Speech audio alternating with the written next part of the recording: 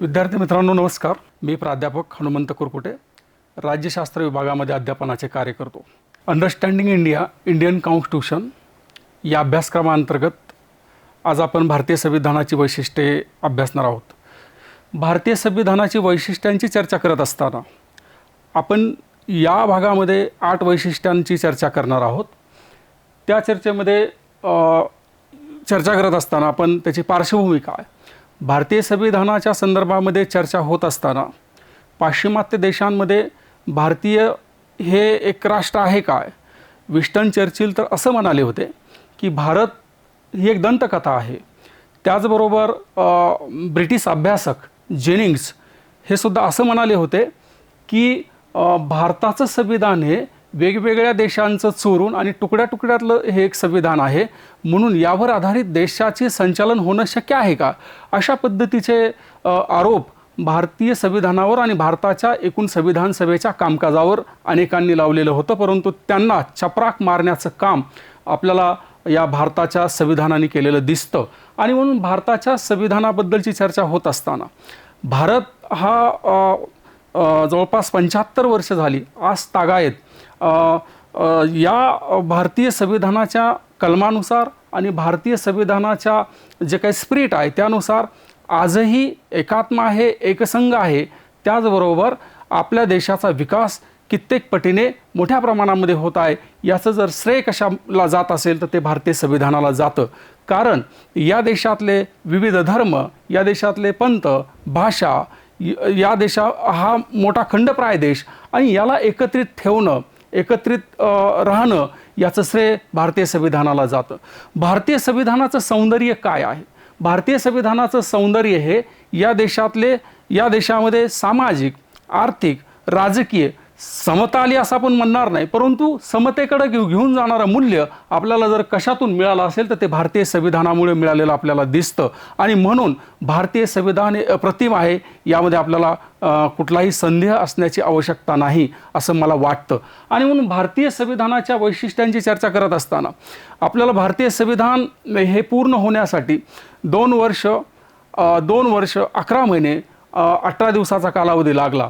हा कालावधी एवढा का लागला आणि त्यावर खर्चही लाखांमध्ये झाला? त्याचं कारण की भारतीय संविधान सभेने विविध देशाच्या राज्यघटनांचा तुलनात्मक अभ्यास केला, विविध देशाची राज्यपद्धती अभ्यासली, तिथली शासन व्यवस्था अभ्यासली, तिथली एकूण सांस्कृतिक स्थिती अभ्यासली आणि त्याचा अभ्यास करून आपल्या देशामध्ये ती तत्व, ती कलम कशा पद्धतीनं घेता येईल आणि आपलं संविधान हे अप्रतिम कसं बनेल, देशासाठी ते जबाबदार कसं बनेल, ते उत्तरदायी कसं बनेल, या पद्धतीची भूमिका आपल्याला भारतीय संविधानामध्ये संविधान सभेच्या सदस्यांनी घेतलेली दिसते. संविधान सभेचे मसुदा समितीचे अध्यक्ष, संविधान सभेचे अध्यक्ष डॉक्टर बाबासाहेब आंबेडकर असतील, त्याचबरोबर डॉक्टर राजेंद्र प्रसाद असतील आणि एकूण त्यांचे सल्लागार मंडळ असेल, या सर्वांची ही भूमिका आपल्याला दिसते की जगातल्या वेगवेगळ्या देशामध्ये घडणाऱ्या घडामोडी, जगातल्या वेगवेगळ्या देशांचे संविधान हे अप्रतिम आहेत आणि जे अप्रतिम त्या संविधानामध्ये आहे, जे भारतासाठी लागू होऊ शकतं ते घेणं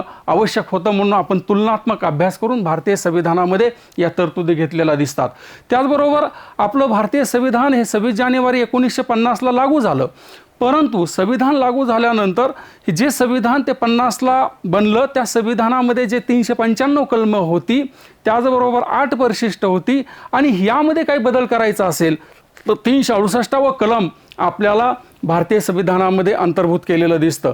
म्हणजे बदलत्या परिस्थितीनुसार, आंतरराष्ट्रीय बदलाच्या पार्श्वभूमीवर जगामध्ये होणाऱ्या बदलांचा आढावा घेताना, ढांडोळा घेताना की आपल्याला भारताला सुद्धा त्याच्या परीनं किंवा त्या दृष्टिकोनातून बदलणं आवश्यक असतं. म्हणून भारतीय संविधानामध्ये बदल करण्याची सुद्धा प्रक्रिया आहे आणि अत्यंत महत्त्वाची प्रक्रिया आहे, हे आपल्याला इथं नमूद करावं लागेल. आणि म्हणून भारताचं संविधान हे सामाजिक, राजकीय, आर्थिक, सांस्कृतिक या सर्व फॅक्टर्समध्ये, या सर्व घटकांमध्ये एकमेकांना ते गुंफण्याचं काम करतं, लोकांना एकत्रित बांधण्याचं काम करतं, एक संघ ठेवण्याचं काम करतं आणि देश एकत्र कसा राहील, विविधतेमध्ये देश एकत्र कसा राहील याचं श्रेय आपण भारतीय संविधानाला देतो. आणि म्हणून भारतीय संविधानाचा अभ्यास करत असताना भारतीय संविधानाची काही वैशिष्ट्ये आपल्याला इथं अभ्यासावी लागतील. ते अभ्यासत असताना भारतीय संविधानाचं पहिलं वैशिष्ट्य आहे विस्तृत आणि लिखित राज्यघटना.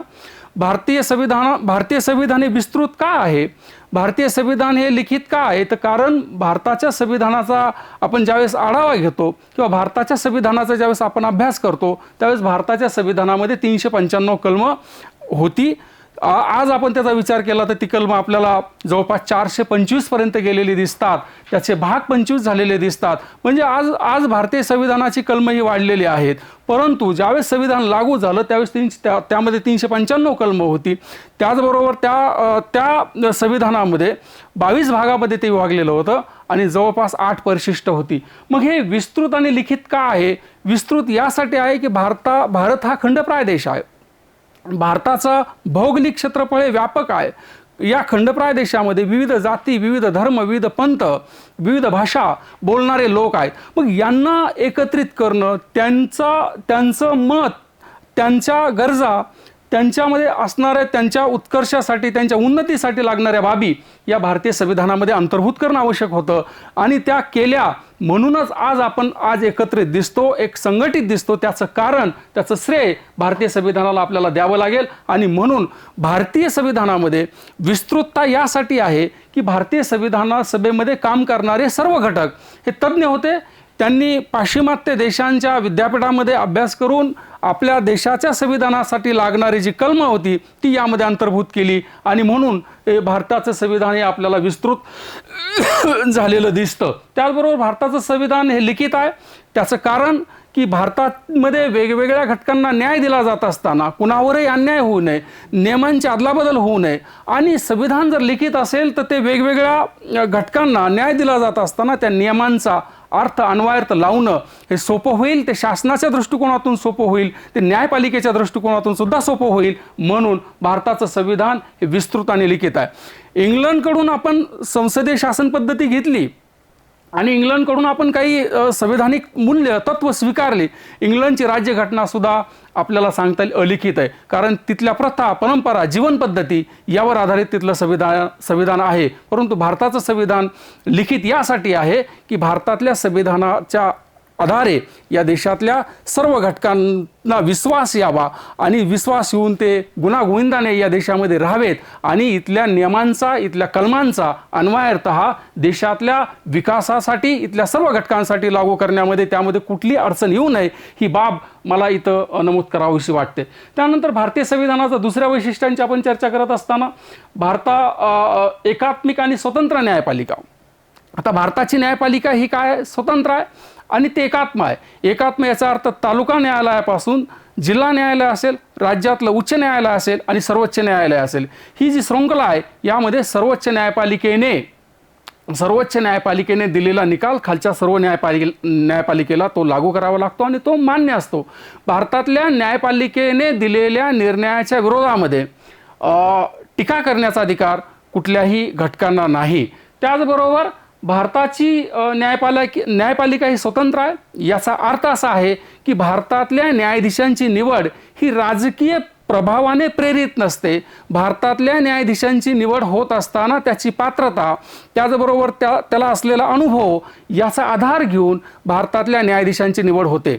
म्हणजे भारतातल्या न्यायाधीशांच्या निवड प्रक्रियेमध्ये सुद्धा कुठल्याही घटकाचा, राजकीय घटकाचा, सामाजिक घटकाचा कुठला हस्तक्षेप नसतो आणि म्हणून त्यांना जे न्यायाधीश आहेत या न्यायाधीशाला आपल्या कार्याची, त्याचबरोबर आपण ज्या पदावर काम करतो त्या पदाला कुठलाही धक्का लागणार नाही. म्हणजे त्यांच्या पदाची शाश्वती असते आणि पदाची शाश्वती असल्याबरोबरच त्यांना दिलं जाणारं वेतन हे संचित निधीतून दिलं जातं आणि संचित निधीतून वेतन दिल्यामुळं त्यांना वेतन हे मोठ्या प्रमाणामध्ये असतं आणि म्हणून भ्रष्टाचारमुक्त न्यायपालिका असावी.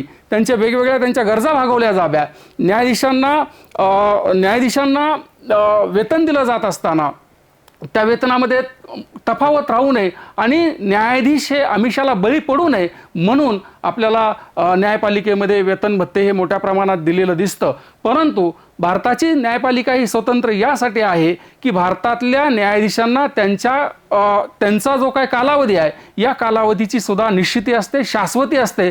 त्यांना बडतर्फ करणं सोपं नाही. बडतर्फ करण्याची प्रक्रिया ही महाभियोगाच्या माध्यमातून जाते. त्याला संसदेची मान्यता विशेष बहुमताने घ्यावी लागते आणि या देशातला प्रत्येक न्यायाधीश सर्वोच्च न्यायालयातला हा आपल्याला सुरक्षित समजत असतो आणि म्हणून न्याय दिला जात असताना तो कुठलाही पक्षपात करत नाही. हे महत्त्वाचं वैशिष्ट्य आपल्याला भारताच्या संविधानाचं सांगावं लागेल. त्यानंतर भारतीय संविधानाची वैशिष्ट्यांची चर्चा करत असताना तिसरं वैशिष्ट्य आहे संसदीय शासन पद्धती.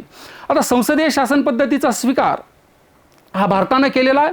भारतानं हा यासाठी केलेला आहे की या देशामध्ये जे काही यूथ आहे किंवा या देशाचा जो विकास आहे या विकासामध्ये सर्वसामान्यांना संधी मिळावी. कारण या देशातल्या लोकप्रतिनिधींची निवड ही जनतेतून होते आणि जनतेतून निवड झाल्यामुळं जनतेतले जे काही प्रतिनिधी आहेत ते कार्यकारी मंडळामध्ये जातात. कार्यकारी मंडळ हे कायदेमंडळाला जबाबदार असतं. कार्यकारी मंडळ आणि कायदेमंडळ यांच्यामध्ये अधिकाराची विभागणी झालेली असते. त्याचबरोबर मुख्यतः प्रधानमंत्री हे वास्तविक सत्तेमध्ये असतात आणि राष्ट्रपती हे नामधारी असतात. प्रधानमंत्र्याचा राजीनामा हा सर्व मंत्रिमंडळाचा राजीनामा असतो. प्रधानमंत्री आपल्याला सहकार्य व्हावं यासाठी मंत्रिमंडळाची नेमणूक करतात आणि म्हणून संसदीय शासन पद्धतीमध्ये आपल्याला हे त्याचं वैशिष्ट्य दिसून येतं की संसदीय शासन पद्धती भारताने स्वीकारल्यामुळं इथल्या सामान्य नागरिकाला राजकीय प्रक्रियेमध्ये सहभाग घेणं सोपं झालं. त्याचबरोबर कार्यकारी मंडळ आणि कायदेमंडळ यांच्यामध्ये तफावत झाल्यामुळं, कारण कार्यकारी मंडळाने घेतलेला निर्णय हा कायदेमंडळामध्ये तो प्रूव्ह करावा लागतो, सिद्ध करावा लागतो आणि कायदेमंडळाची किंवा संसदेची परवानगी घेऊन कार्यकारी मंडळाला निर्णय लागू करावे लागतात. त्याचबरोबर न्यायपालिकेचा सुद्धा जर हस्तक्षेप असतो. जर कायदा हा संविधानाशी सुसंगत नसेल तर या परिस्थितीमध्ये न्यायपालिका इंटरफरन्स आपल्याला त्या कायद्यामध्ये करताना दिसतं आणि म्हणून संसदीय शासन पद्धती ही ब्रिटिशांकडून भारताने स्वीकारलेली आपल्याला दिसते. हे तिसरं वैशिष्ट्य आपल्याला सांगता येईल. मूलभूत हक्काबद्दलची चर्चा करत असताना भारतीय नागरिकांना आपल्याला 6 फंडामेंटल राईट्स मूलभूत अधिकार दिलेले दिसतात आणि हे बघत असताना याची चर्चा आपल्याला भारतीय संविधानामध्ये कलम 12 पासून ते 35 मध्ये या कलमांची चर्चा झालेली असते. समतेचा अधिकार हा 14 ते 18 आहे. 19 ते 22 हा स्वातंत्र्याचा अधिकार आहे. 23 ते 24 हा शोषणाविरोधचा अधिकार आहे. 25 ते 28 हा धार्मिक स्वातंत्र्याचा अधिकार आहे. 29 ते 30 सांस्कृतिक आणि शैक्षणिक अधिकार आहे. त्याचबरोबर 31 हा जो काही संपत्तीचा अधिकार होता तो आपल्याला आता फंडामेंटल राईट्समध्ये नाही आणि 32 घटनात्मक उपाययोजनाचा अधिकार आहे. अशा पद्धतीचे मूलभूत अधिकार आपल्याला भारतीय संविधानाने बहाल केलेले दिसतात आणि म्हणून मूलभूत अधिकारांमुळे व्यक्तीच्या व्यक्तिमत्वाचा विकास होतो. त्याच्या व्यक्तिमत्वाच्या जडणघडणीमध्ये त्या संधी मिळते आणि एक देशाचा नागरिक म्हणून, जबाबदार नागरिक म्हणून त्याला विकसित होणं आणि व्यक्तीचा विकास झाल्यामुळं समाजाचा विकास होतो साहजिकच आणि म्हणून समाजाच्या विकासाच्या प्रक्रियेमध्ये हा आपल्याला मूलभूत हक्क हे महत्त्वाचे ठरतात. व्यक्ती विकास, समाज विकास आणि राष्ट्र विकास हे तत्व आपल्याला या मूलभूत हक्काच्या संदर्भामध्ये दिसतं आणि म्हणून भारतीय संविधानाच्या वैशिष्ट्यांची चर्चा करत असताना मूलभूत हक्क हे अत्यंत महत्त्वाचे आहेत. मूलभूत कर्तव्य सुद्धा महत्त्वाचे आहेतच, परंतु मूलभूत हक्क हे अत्यंत महत्त्वाचे आहेत की ज्याच्यामुळं राष्ट्र विकासाची प्रक्रिया ही गतिमान होईल. कारण अधिकाराशिवाय आणि स्वातंत्र्याशिवाय कुठलाही व्यक्ती, समाज आणि कुठले राष्ट्र प्रगती करू शकत नाही. जो आलेला विचार आहे सकारात्मक आहे, रचनात्मक आहे, ते मांडण्याची भूमिका त्या देशामध्ये जर असेल तर मोठमोठे सायंटिस्ट निर्माण होऊ शकतात आणि म्हणून व्यक्ती स्वातंत्र्य, समता, बंधुता ही असणं आणि या पद्धतीचा देश घडवणं हे भारतीय संविधानाचं मूलभूत तत्व आपल्याला दिसतं आणि म्हणून मूलभूत हक्क हा सुद्धा एक भारतीय संविधानाचं प्रमुख वैशिष्ट्य म्हणून आपल्याला मांडता येईल. त्यानंतर एकेरी नागरिकत्व. एकेरी नागरिकत्वाची चर्चा करत असताना भारतामध्ये दुहेरी नागरिकत्वाची पद्धत नाही, कारण भारतामध्ये 28 घटक राज्य आहेत, 8 केंद्रशासित प्रदेश आहेत आणि या घटक राज्य आणि केंद्रशासित प्रदेशाचं स्वतंत्र नागरिकत्व नाही. म्हणजे एक संघराज्याचं नागरिकत्व आणि दुसरं घटक राज्याचं नागरिकत्व अशा पद्धतीची पद्धत आपल्या भारतामध्ये नाही. ती अमेरिकेमध्ये आहे. अमेरिकेमध्ये दुहेरी नागरिकत्वाची पद्धत आहे. अमेरिकेमध्ये तो राज्याचा पण नागरिक असतो आणि तो देशाचा पण नागरिक असतो आणि त्याच्यामुळं असं होऊ शकतं असं भारतीय संविधान सभेतल्या नागरिकांना वाटलं असेल. देशाचा विकास करणं, देशामध्ये एकात्मता ठेवणं, बंधुभाव ठेवणं, धर्माधर्मामध्ये, जातीजातीमध्ये, पंथापंथामध्ये आणि असा भेदभाव होऊ नये आणि देशाच्या प्रगतीमध्ये सर्वांनी एकत्र यावं म्हणून नागरिक हा देशाचा असेल. कारण आपण नागरिक जर राज्याचा ठेवला असता तर प्रांतिक अस्मिता मोठ्या प्रमाणामध्ये उभ्या राहिल्या असत्या आणि प्रांतिक अस्मिता मोठ्या प्रमाणामध्ये उभ्या राहिल्या असता तर राष्ट्रीय एकात्मतेबरोबरच इथल्या अखंडत्वाचा मोठा मुद्दा तयार झाला असता. आणि म्हणून भारतामध्ये एकेरी नागरिकत्वाची पद्धत ठेवलेली आहे. भारतामध्ये फक्त तो देशाचा नागरिक असतो, राज्याचा नागरिक नसतो. हे महत्त्वाचं तत्व यासाठी राष्ट्रवाद आणि राष्ट्रीय ज्याला आपण म्हणतो अस्मिता, राष्ट्रीय अस्मिता या मोठ्या असाव्या, प्रादेशिक अस्मिता या कमी व्हाव्या यासाठी आपल्याला एकेरी नागरिकत्वाची पद्धत भारतीय संविधानामध्ये दिसते. आणि म्हणून हे एक महत्त्वाचं वैशिष्ट्य भारतीय संविधानाचं आपल्याला सांगता येईल. त्यानंतर सार्वत्रिक प्रौढ मताधिकार. आपण सार्वत्रिक प्रौढ मताधिकाराची चर्चा करत असताना हे सुद्धा एक महत्त्वाचं भारतीय संविधानाचं वैशिष्ट्य आहे. ते यासाठी आहे की भारतीय संविधानामध्ये या देशातल्या तमाम नागरिकांना आपल्याला राजकीय प्रक्रियेचा भाग बनता यावं आणि मुख्यतः जर सर्व राजकीय प्रक्रियेमध्ये आले, सर्वांना राजकीय प्रक्रियेमध्ये संधी मिळाली तर निश्चितपणे शासन यंत्रणेवर नियंत्रण राहू शकतं. ज्यावेळेस कंट्रोलिंग पॉवर ही लोकांची व्यवस्थेवर असते त्यावेळेस व्यवस्था लोकांना अपेक्षित असे निर्णय घेत असते. आणि मुख्यतः यामध्ये आपल्याला सांगता येईल की 16व्या घटना दुरुस्तीनुसार 1989ला जे 21 वर्ष झालेल्या युवकाला मतदानाचा हक्क होता तो 18 वर्ष पूर्ण झालेल्या मतदानाचा हक्क प्राप्त झाला. त्याचं कारण युवक हा राजकीय प्रक्रियेचा भाग बनला पाहिजे. युवा शक्ती ही राष्ट्रशक्ती बनली पाहिजे. ती देशनिष्ठेसाठी युवकांनी आपलं योगदान आणि त्याग दिला पाहिजे. म्हणून आपल्याला प्रौढ मताधिकारामध्ये सर्व युवकांना कशी संधी प्राप्त होईल, त्याचबरोबर कुठल्याही नागरिकाला मतदान प्रक्रियेपासून वंचित ठेवलं जाऊ नये. त्याचबरोबर वंचित ठेवण्याची जी प्रक्रिया आहे आपल्याला असं बघता येईल की जगातल्या अनेक देशांमध्ये मतदानाचा हक्क दिला जात असताना जात, धर्म, पंथ, वंश यावर आधार किंवा संपत्ती हे काही क्रायटेरिया लावले गेले आणि असे क्रायटेरिया लावल्यामुळं आपल्याला काही नागरिक काही देशामध्ये वंचित मतदान प्रक्रियेपासून वंचित झालेले दिसतात. परंतु भारतामध्ये ज्याची 18 वर्ष पूर्ण झाली अशा प्रत्येकाला मतदान करण्याचा हक्क आहे.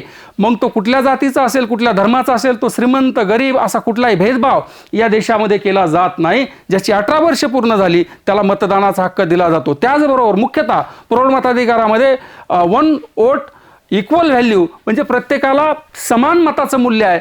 श्रीमंताला जास्त मताचं मूल्य आणि गरिबाला कमी मताचं मूल्य ही सुद्धा भारताच्या मतदार प्रक्रियेमध्ये बाब नाही. आणि म्हणून श्रीमंत, गरीब, श्रेष्ठ, वरिष्ठ, कनिष्ठ, ज्येष्ठ असा कुठलाही भेदभाव या देशामध्ये केला जात नाही. आणि म्हणून प्रौढ मताधिकाराच्या माध्यमातून सर्वांना मतदानाची संधी उपलब्ध होईल, अधिकाधिक संधी उपलब्ध होईल आणि लोकशाही या देशाची सक्षम बनेल आणि या देशातलं सरकार लोकनिर्वाचित बनेल. ही एक प्रक्रिया आपल्याला आपल्या देशामध्ये दिसते. आणि म्हणून भारतीय संविधानाच्या वैशिष्ट्यांची चर्चा करत असताना एकेरी नागरिकत्व हा सुद्धा एक महत्त्वाचा आपल्याला वैशिष्ट्य सांगता येईल. त्याचबरोबर सार्वत्रिक प्रौढ मताधिकार हे एक महत्त्वाचं वैशिष्ट्य सांगता येईल. राज्याची मार्गदर्शक तत्वे याबद्दल चर्चा करत असताना आपण बघतो की राज्याची निर्मिती झाल्यानंतर, देश निर्माण झाल्यानंतर, संविधान लागू झाल्यानंतर आणि प्रौढ मतदानाच्या माध्यमातून शासनाची निर्मिती झाल्यानंतर आपल्याला दिसतं की सरकार हे कुठल्या पद्धतीनं चाललं पाहिजे, सरकारची कोणती भूमिका असली पाहिजे, शासनाची कोणती जबाबदारी असली पाहिजे, शासनाचे कुठले कर्तव्य असले पाहिजे. याबद्दलची जर चर्चा कशामध्ये होत असेल तर याबद्दलची चर्चा राज्याच्या मार्गदर्शक तत्वामध्ये होते. राज्याच्या मार्गदर्शक तत्वाची चर्चा करत असताना मुख्यतः भारतीय संविधानामध्ये 3 पद्धतीचे तत्व आपल्याला दिसतात. त्यामध्ये समाजवादी मार्गदर्शक तत्वे, गांधीवादी मार्गदर्शक तत्वे आणि उदारमतवादी मार्गदर्शक तत्वे. मग राज्याचे मार्गदर्शक तत्वे राज्याने कशा पद्धतीनं मार्गक्रमण केलं पाहिजे. मुख्यतः भारतीय संविधानाला ही अपेक्षा आहे की मार्गदर्शक तत्वाची चर्चा होत असताना एक समाजवादी मार्गदर्शक तत्व म्हणजे भारताचं सरकार, शासन कामकाज करत असताना त्याच्यामध्ये सोशलिझम त्याच्यामध्ये असला पाहिजे. सोशलिझम म्हणजे काय तर बहुतांश समाजाच्या ज्या गरजा आहेत ती पूर्ण करण्याची पद्धती त्याच्या निर्णय प्रक्रियेमध्ये असली पाहिजे. म्हणजे वंचित घटकांना न्याय देणं, समान वेतनाची तरतूद करणं, जे या देशातले जे वंचित घटक आहेत त्यांना काम मिळवून देणं, रोजगार मिळवून देणं, रोजगाराबरोबरच आरोग्याच्या सुविधा देणं, शिक्षणाच्या सुविधा देणं आणि इथल्या वंचित गटाचा उत्कर्ष कसा होईल हे बघणं अत्यंत महत्त्वाचं आहे. म्हणून राज्याच्या मार्गदर्शक तत्वामध्ये जे समाजवादी मार्गदर्शक तत्व आहे, सरकारने कामकाज करत असताना, शासनाने कामकाज करत असताना समाजवादाला धरून, समाजवादाचं तत्व स्वीकारून हे आपण निर्णय घेणं अपेक्षित आहे. ही भूमिका, ही अपेक्षा आपल्याला भारतीय संविधानाच्या वैशिष्ट्यामध्ये दिसते. दुसरं जे काही राज्याचं मार्गदर्शक तत्व आहे ते म्हणजे गांधीवादी मार्गदर्शक तत्व. आता गांधीवादामध्ये अपेक्षित काय? गांधीवादाला अपेक्षित आहे की सत्तेचं विकेंद्रीकरण होणं अपेक्षित आहे. सत्ता खालच्या पातळीवर गेली पाहिजे, म्हणजे गावापर्यंत सत्ता पोहोचली पाहिजे.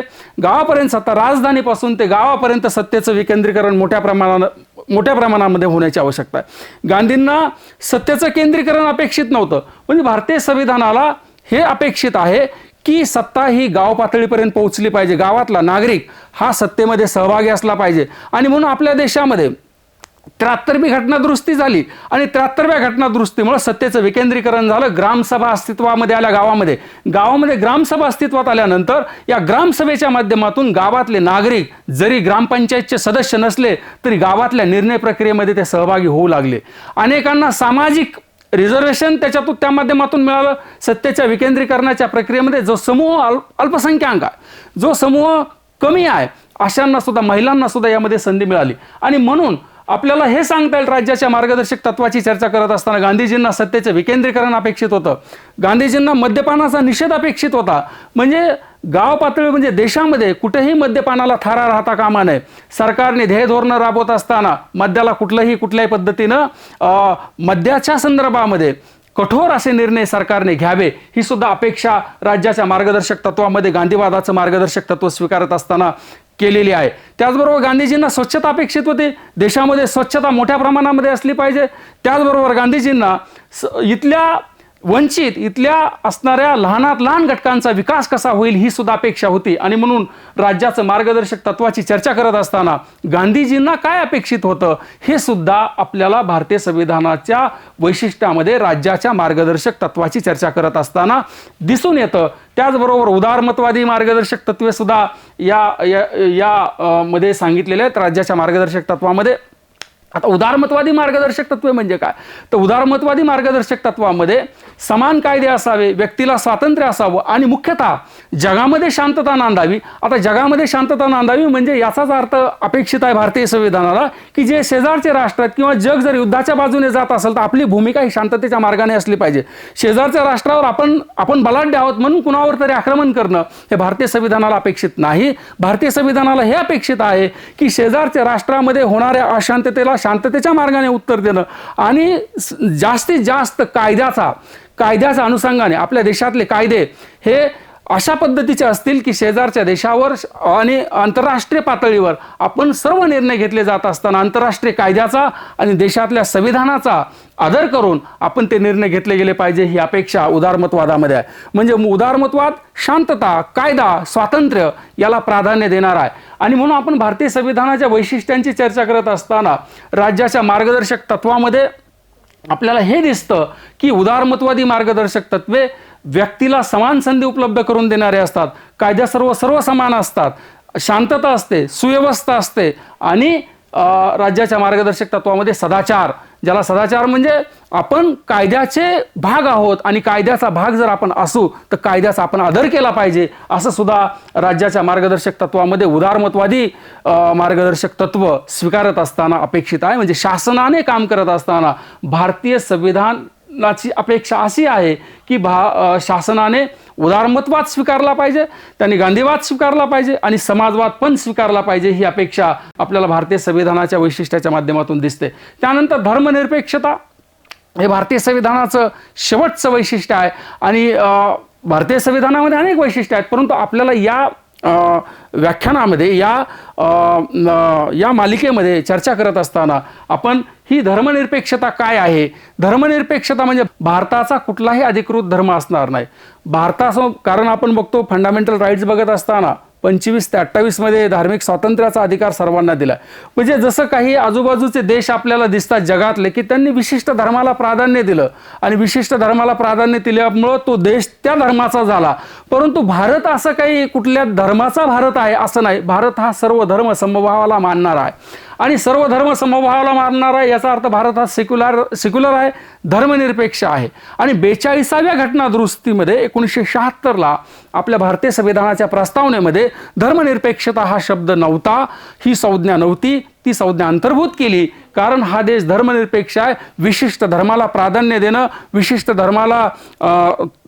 धर्माला झुकतं माप देणं, विशिष्ट धर्माला वेगवेगळे पॅकेज देणं हे या भारतीय संविधानाला अपेक्षित नाही. भारतीय संविधान हे देशामध्ये सर्व धर्माचे लोक गुण्यागोविंदाने कसे लागतील, आपल्या धर्माचं ते पालन आपल्या घरामध्ये घरातल्या चौकटीच्या आत कसं करतील आणि आपला धर्म श्रेष्ठ आहे, दुसऱ्याचा धर्म कनिष्ठ आहे, अशा पद्धतीची भावना ही कुठल्याही नागरिकांमध्ये निर्माण होणार नाही. ती शासनामध्ये प्रशासनामध्ये पण येणार नाही.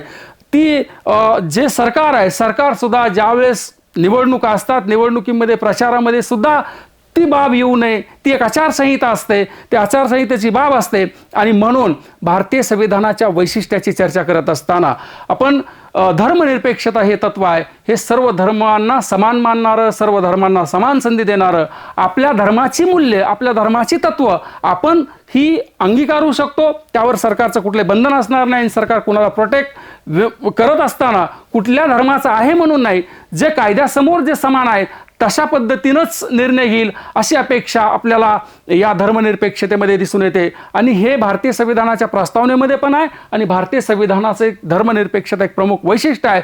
या पद्धतीची वैशिष्ट्ये भारतीय संविधानाची आपण ती ओळख करून घेतली, आपल्याला समजली असतील. या दृष्टिकोनातून आपल्याला ही वैशिष्ट्ये समजण्यासाठी भारत आणि शासन राजकारण या पुस्तकामध्ये सुद्धा ते आपल्याला अभ्यासता येईल. आपण ते ऐकलं. धन्यवाद.